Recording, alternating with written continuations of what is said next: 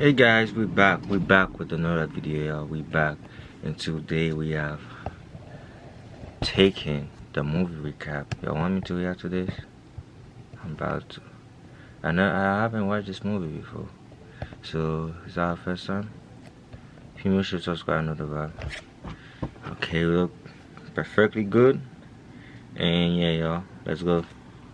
It's over 10 minutes. Goddamn, that's a recap, I guess. Yeah. Alright, y'all. You know what to do. If you're new, make sure to subscribe. You want me to react to more videos, make sure let me know. Just leave a comment and I'll react to any video you want, And yeah, let's go. Why do people say break a leg when you go on stage? Because every play has a cast. Today, I'm going to recap a 2008 action thriller film called Taken. Spoiler ahead, watch out and take care.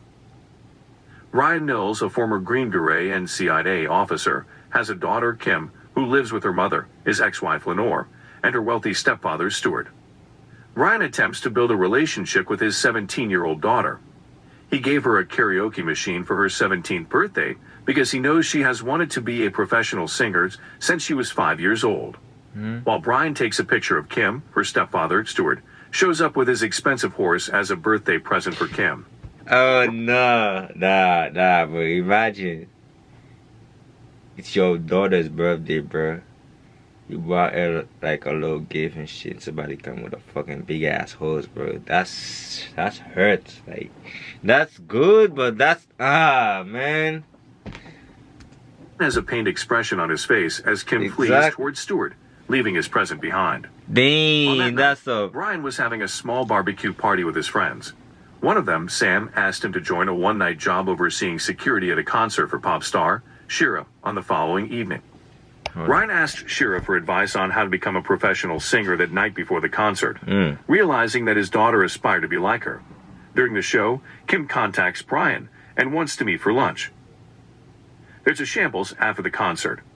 Brian saves Shira from a knife-wielding attacker and heads to a car. Shira gave Brian a card with 2 phone numbers on it in case his daughter Kim wishes to try out for a singing career as a way of repaying Brian for saving her. The next day, Brian sits at the restaurant, and Kim arrives. I'm sorry, but this movie looked like it's really good, bro. Hold up. Let me sit well so we can watch this. Let's go. Her mother, Lenore. Kim is planning a vacation to Paris with her friend Amanda. But because Kim is under the age of 18, she requires permission from his father to leave the country. Brian refuses, stating that the world is too dangerous for a 17-year-old girl to travel alone, which disappoints Kim, prompting her to leave. Lenore's... My dad didn't want me to travel, bro, until I'm freaking 20. I travel by myself with my cousin. They didn't want me to either, so I understand. Suggested Brian to give Kim some space and simply sign the paper. Finally, Brian grants permission with some conditions. Kim is required to avoid certain areas in Paris and call him every night before bed. When taking her daughter to the airport, Brian learns that Kim lied. Kim and Amanda isn't only go to Paris. Instead, they're planning to travel around Europe following the U2 concert. Upon arriving at Charles de Gaulle Airport in Paris, they meet a handsome young stranger named Peter who offers to share a taxi. Kim and Amanda go to Amanda's cousin's apartment, where Kim finds out that the cousins are in Spain. Peter knows where they are staying. He calls someone and tells them that he has a target. 2 American girls, 18 years old. Meanwhile, Brian calls Kim several times, but no answer. He calls Lenore, and she convinces Brian to stay calm. Brian kept calling until Kim finally answered. Brian's so worried, so he wants Kim to give every detail information about her location. During the call, Kim sees men enter the apartment and abduct Amanda. Brian records the conversation as quickly as possible. You see, bro, sometimes when your parents talk, bro, listen to them, bro. They're always right. Just listen to them, bro. That's a lesson. And he tells Kim to hide under the bed and listen to what he says. He wants Kim to put the phone down and shout out anything she sees about them. When she is dragged out from hiding, she yells a description of her abductor, following her father's instructions. Brian hears someone breathing on the phone and tells the listener that he will not pursue the kidnappers if they release his daughter, but warns them that refusing to accept his offer will result in their deaths. Wow. The listener only replies, "Good luck," and terminates the call. Brian rushes to Stewart's house to deliver bad news that Kim has been kidnapped. He wants Damn. Stewart to get his plane ready to fly to Paris as soon as possible. At the same time, Sam, an old friend and former colleague of Brian, informs that the kidnappers are part of an Albanian sex trafficking ring and identifies the Yo. listener as mob boss Marco Hoxha. That's Based on tough. previous history, Kim must be found within 96 hours, or she will likely be lost forever. Brian flies to Paris and breaks into the apartment. He Damn. tries to recreate what happened there. He notices Kim's broken phone and takes the memory card, where he discovers Peter's reflection in a photo. Furthermore, he finds Peter at the airport. Yo, that's tough. That's tough. That's freaking tough. That's Takes the memory tough. card, where he discovers Peter's reflection in a photo. Furthermore, he finds Peter at the airport, trying to charm a female traveler. Brian tries to apprehend him, but he flees. It's start your business I time. need the mute ads, bro. Like, come on. Peter jumped over a bride and was killed by an oncoming truck. With his only lead dead, Brian turns to an old That's a good way to die, my friend. Try to do sex trafficking and shit. by an oncoming truck. With his only lead You run dead, over. Brian turns to an old contact, former French intelligence agent Jean-Claude Pitrel, who now has a desk job. Jean-Claude informs him of the local red light district, where the Albanian prostitution ring operates, but warns him not to get involved.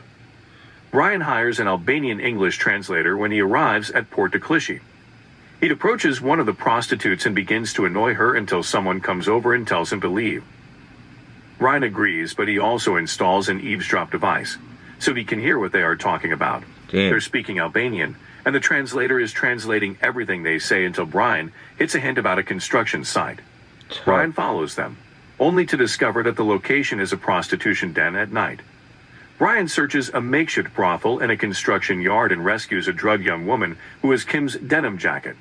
After a gunfight and high-speed chase with the brothel's operators, Brian takes the woman to a hotel, where he improvises her detoxification.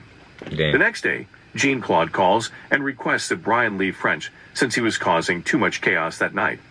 During the call, Jean quietly instructed his man to track Brian's whereabouts, but Brian is too clever for Jean to find. Ah! No, that's fucking genius, bro. That's genius. Track Brian's whereabouts, but Brian is too clever for Jean to Nah, that's genius, bro. Dude. Meanwhile, the woman Brian had saved earlier has awoken. Brian questions her about how she obtained Kim's jacket and discovers another clue to the Rue de Paradis. Brian posing as Deputy Director of Internal Security using Jean-Claude's name card. He then enters the house under the pretense of renegotiating the police protection rate. Damn. When he identifies Marco, Hoxha by tricking him into saying good luck. The meeting erupts into a fight which results in the He said we'll find him. And he did. Bro, that's genius, bro. Nah, this movie is good, bro. I have to When like he the whole identifies thing. Marco, Hoxha by tricking him into saying good luck. The meeting erupts into a fight which results in the deaths of several gangsters except Marco. Damn. After finding various heavily drugged girls in Amanda's body, Brian tortures Marco with electricity. Yeah. Marco reveals that virgins like Kim have high value in the black market and are quickly sold, before identifying the buyer as crime syndicate leader Patrice de St. Clair. Brian then leaves Marco to die from continuous electrocution. Mm-hmm. Brian visits Jean-Claude's apartment that evening. Having discovered Jean-Claude's corruption, Brian wounds the latter's wife to coerce him into disclosing St. Clair's location before knocking him out. Ooh. Brian enters the party disguised as a police. Hold up.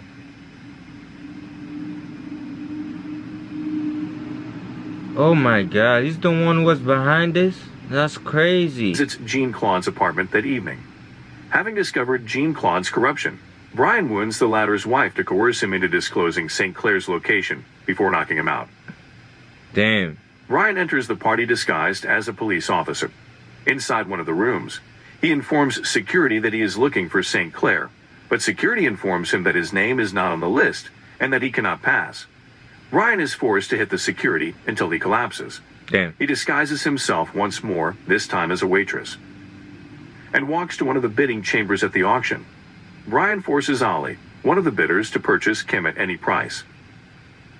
Someone smacked Brian's head from behind as he exited the room, knocking him out. When St. Clair learns who he is, he orders his henchmen to kill him. Damn. But Brian breaks loose and kills them all. Sheesh. St. Clair reveals that Kim was taken to a yacht owned by a sheikh named Raman before Brian Damn. shot him repeatedly. Brian pursues the yacht and eliminates the bodyguards one by one, including Ali, before he finds Raman in his suite, where he is holding Kim at knife point. When Raman attempts to negotiate, Brian kills him with a headshot and saves her. Kim is overcome with emotion as she realizes her father has traveled such a long distance to save her. That's a good-ass movie, bro. The next day, they're back home to the United States. At the end of the movie, Brian surprises Kim by taking her to visit Shira. So, where's that friend? She wants to hear Kim's voice. So, where's that friend, though? So, it's like two of them, right? Nah, that's crazy. Alright, y'all. If you want me to do more, I'll do more. No cap. This is good ass recap. And shout out to you, movie recap, for doing this, you know. Alright, y'all. I see you. Next time. Peace, y'all.